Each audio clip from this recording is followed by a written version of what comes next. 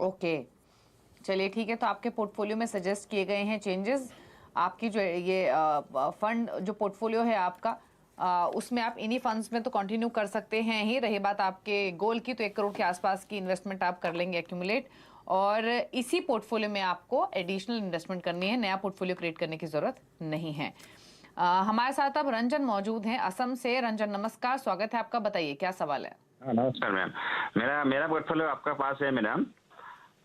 Hello. नमस्ते। नमस्ते। मेरा मेरा पोर्टफोलियो आपको भेजा है जी, आपके पोर्टफोलियो की डिटेल्स हैं, बताइए।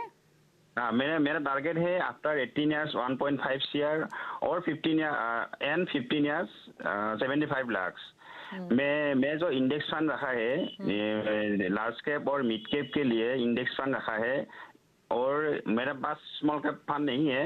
मैं सोचता हूँ कि अगले साल स्मॉल कैप भी मैं ऐड कर लूँगा। वो जो इंडेक्स फंड और स्मॉल कैप होगा वो मैं रिटायरमेंट के लिए, रिटायरमेंट गोल के लिए मैं रखा हो आफ्टर 18 इयर्स। और जो बाकी है, बाकी पोर्टफोलियो, बाकी स्कीम है, वो मैं 15 इयर्स के लिए मैं रखना चाहता हूँ। और मेरे पास और भी एक सवाल है, which is better, इंडेक्स और Sensex, which is better for portfolio, मैं ये जानना चाहता हूँ। Okay okay okay. तो इंडेक्स फंड चुनना हो तो निफ्टी या सेंसेक्स दोनों में से कौन सा इंडेक्स फंड बेहतर है? बाकी ये एचडीएफसी के index fund, UTI Nifty 50 index fund काफी सारे लिए हुए इन्होंने। Nifty mid cap 150 index fund है, इसके अलावा SBI contra, ICICI pru focused और कैनरा बुक फ्लेक्सी कैप। तो बताइए पोर्टफोलियो कैसा है इनका? 1.5 करोड़ का जो टारगेट है इनका 18 साल में, क्या वो पूरा हो सकता है या नहीं? और 15 साल में 75 लाख का टारगेट है, 9,000 की एग्जिस्टिंग एसआईपी है, 5 लाख है पोर्टफोलियो की वैल्यू। बताइए। रंजन जी को मैं ये एडवाइस करना चाहूँगा यहाँ पे कि एक तो करंट सिप जो उनकी चल रही है वो 9,000 की है, तो 9,000 में वो 70 लाख ही अचीव कर पाएंगे।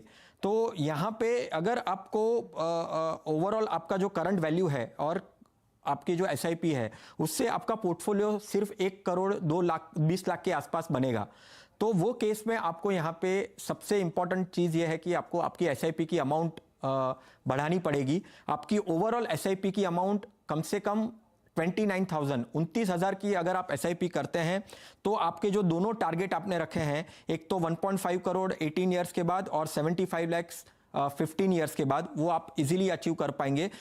12% अनुमान से मैं यहाँ पे अगर रखता हूँ तो, बट उसके लिए आपको एसआईपी बढ़ानी पड़ेगी। दूसरी चीज़, उनका एक क्वेश्चन भी था, उससे ही जुड़ा हुआ मेरा आंसर भी है कि आपके पोर्टफोलियो में अभी काफ़ी इंडेक्स फंड्स हैं, तो अगर आपको मार्केट देखो, वो तो मार्केट के हिसाब से ही वो इंडेक्स फंड्स चलेंगे, राइट? तो आपको पैसिव स्ट्रेटेजी से थोड़ा सा एक्टिव भी होना पड़ेगा। आपके जो कुछ इंडेक्स फंड्स हैं उसको कम करके एक्टिव फंड्स को ऐड करना पड़ेगा, जिससे आपका जो रिटर्न्स हैं, क्योंकि रिटर्न इंडेक्स फंड के रिटर्न्स जो मार्केट को रेप्लिका करते हैं, राइट, उसके जैसे ही वो रिटर्न्स आते हैं। तो अगर आपको और एग्रेसिव रिटर्न्स अगर चाहिए है और हासिल करने हैं, क्योंकि आपका टारगेट है वो हिसाब से आपका शॉर्टफॉल होगा, आपको एसआईपी बढ़ानी पड़ेगी पैसिव स्ट्रेटजी से एक्टिव में। यानी कुछ आपको कम से कम 2 से 3 फंड जो आपके पैसिव फंड हैं उसमें से निकलकर आपको एक्टिव फंड में जाना पड़ेगा। जैसे कुछ फ्लेक्सी कैप फंड हो गए, मल्टी कैप फंड हो गए, स्मॉल कैप फंड हो गए, जिनसे आपको ज़्यादा, यानी यहाँ से अगर आप 10, 12, 15 साल अगर रखना चाहते हैं तो आपको अच्छी तरीके से रिटर्न आ सकते हैं। ऑलमोस्ट अगर देखा गया है कि स्मॉल कैप फंड 18-20% भी रिटर्न देता है, right? So definitely past performance वो फ्यूचर का इंडिकेटर नहीं होता, बट पैसिव स्ट्रेटजी से एक्टिव स्ट्रेटजी में बढ़िए। पैसिव फंड्स को आप में से कुछ फंड्स निकालकर एक्टिव में रखिए, जिसमें आप जैसे अगर आपको मल्टी कैप ऐड करना है तो आप कॉन्ट एक्टिव फंड है वो ऐड कर सकते हैं, एडलवाइज का large and mid cap add कर सकते हैं। थीमेटिक कैटेगरी जहां पे सेक्टोरियल फोकस्ड है, क्योंकि एग्रेसिव रिटर्न्स आपको सेक्टोरियल फंड्स भी दे सकते हैं, और अगर आपका टारगेट है यहाँ से 10 साल 15 साल तो डेफिनेटली आपको ऐसे थीमेटिक फंड्स भी आपके पोर्टफोलियो में ऐड करने चाहिए, जिससे आपको रिटर्न्स आपके बेहतर हो सके।